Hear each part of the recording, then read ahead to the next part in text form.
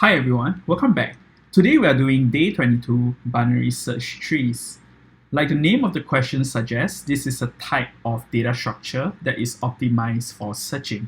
So to be specific, what you see on the left side of the screen in this question is an example of what a binary search tree is.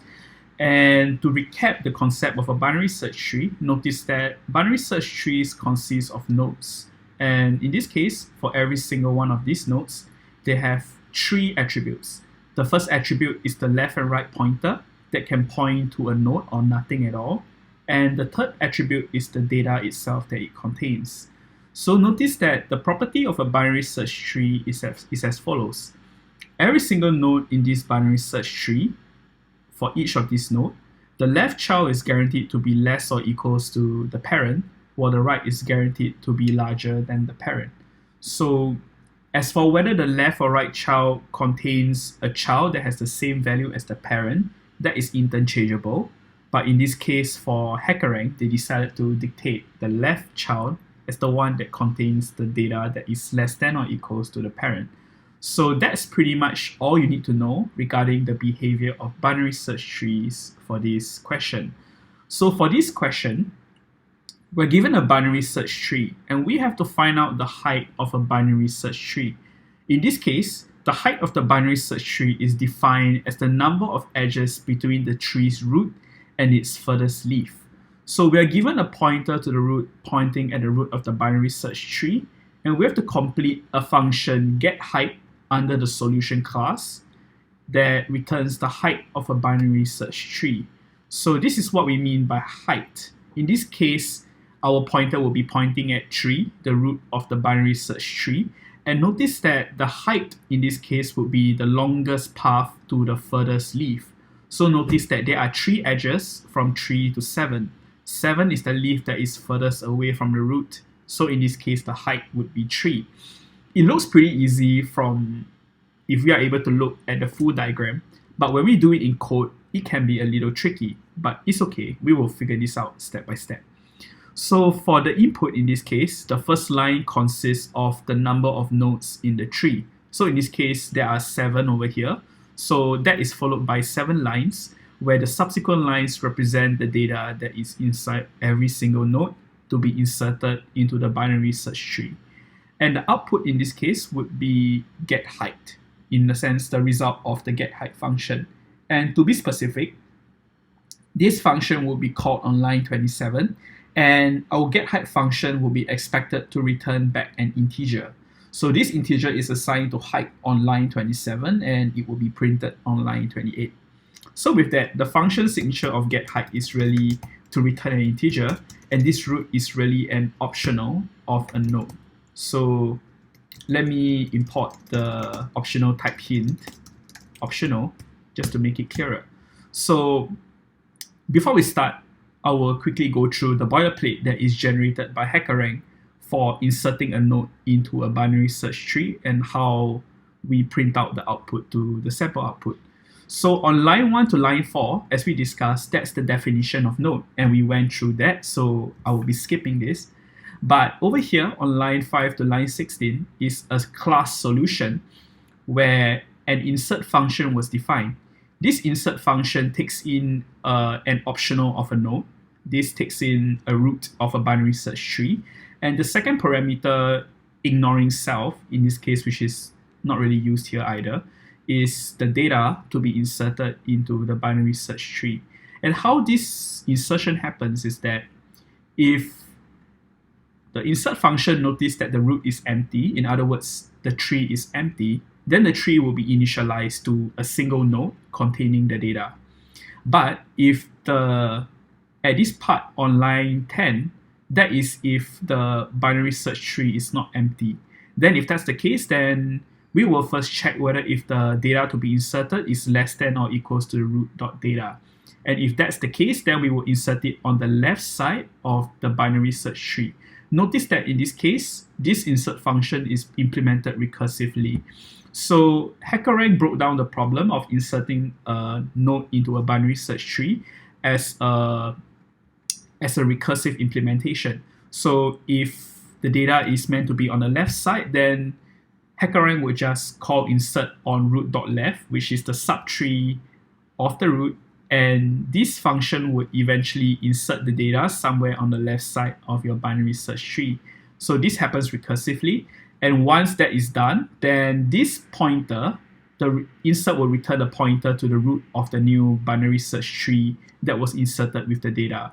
And HackerRank in this case would just assign the left pointer of the current root to the root of this new binary search tree on the left. And that's the same for the right side as well on line 14.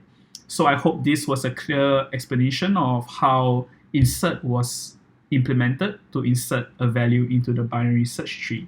So on line 22 onwards, this is how HackerRank read in the first line on the input. So the first line is read into T after casting it into an integer. They define the solution object so that we can call the insert function there. Root in this case refers to the binary search tree itself, and since it contains nothing, it was initialized to none currently. And for the subsequent lines from line 2 all the way to the 8th line, HackerRank then used a for loop to read in every single line of input, cast it into an integer, and insert it into the root that was defined on line 24. And after on line 28, you will get a full binary search tree, and we call getHeight on my tree, and we pass in the binary search tree that we want to get the root for, and we will print out the height. So at this point, we are sure how exactly the start or the boilerplate code generated by HackerRank works, and we can start implementing getHeight for the binary search tree. So this problem for getting the height of a binary search tree can be broken down as a dynamic programming approach.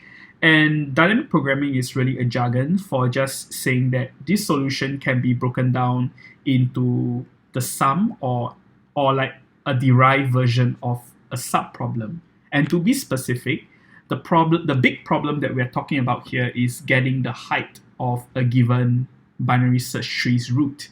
And if you look at it closely, this problem can be broken down as, say, hey, the height of this root over here can really be expressed as the maximum of the height of its left binary search tree and the right binary search tree over here. And after getting the max, add 1 to that, and you get the height of the binary search tree. So let's take a step back and see how that can be the case. Let's assume that the root of the binary search tree is pointing at 6 instead. Notice that the height of 6 is currently 1 because the furthest leaf is to 7. But if we take a step back and see the height of 7, in this case 7 has no children, so the height of 7 is 0. The height of the left subtree that doesn't exist in this case, because there is no node, let's just say that the height of the left child of 6 is -1. In this case, then notice that the max of -1 for the left subtree height and the right subtree in this case is 0. Then we can express it as the height of 6 is equals to the max of -1 and 0. So max of -1 and 0 will give you back 0.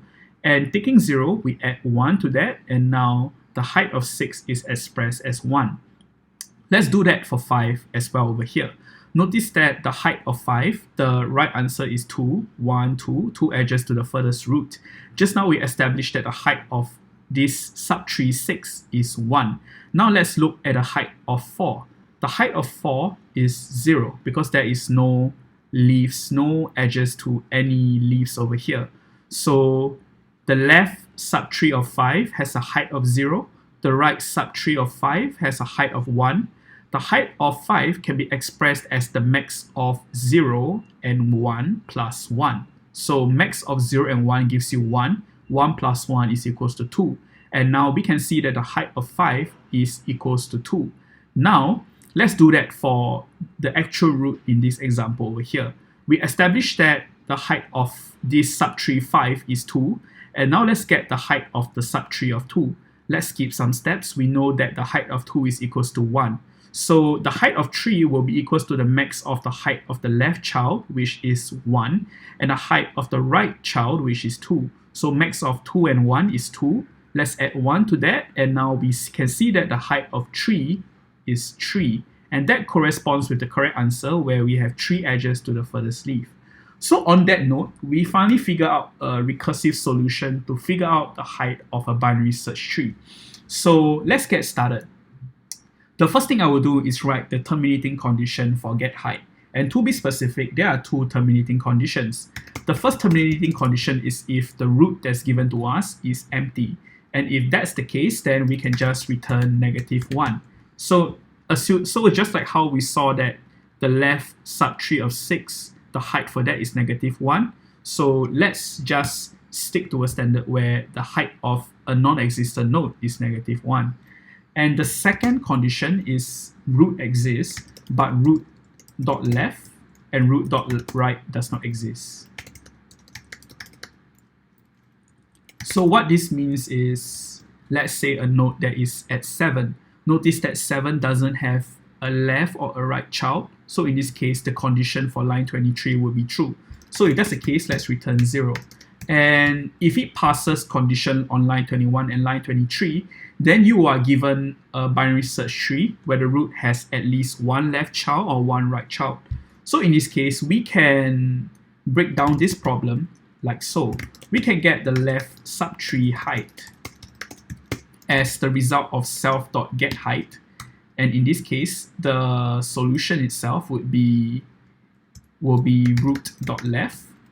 Then we also can get the right subtree height as the result of self.getHeight root.right. And the current height will just be the maximum of the left subtree height and the right subtree height plus 1. And this recursive implementation would do all the tracing like what we discussed just now. So once you get the current height, you can return it, and that's pretty much it for this implementation.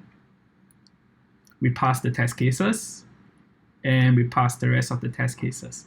So I hope that this was a good introduction to binary search trees for you, and how we can use the same concept that we saw in day 9, recursion, to break down this problem into a set of smaller problems and implement a recursive solution that requires very few lines to do that.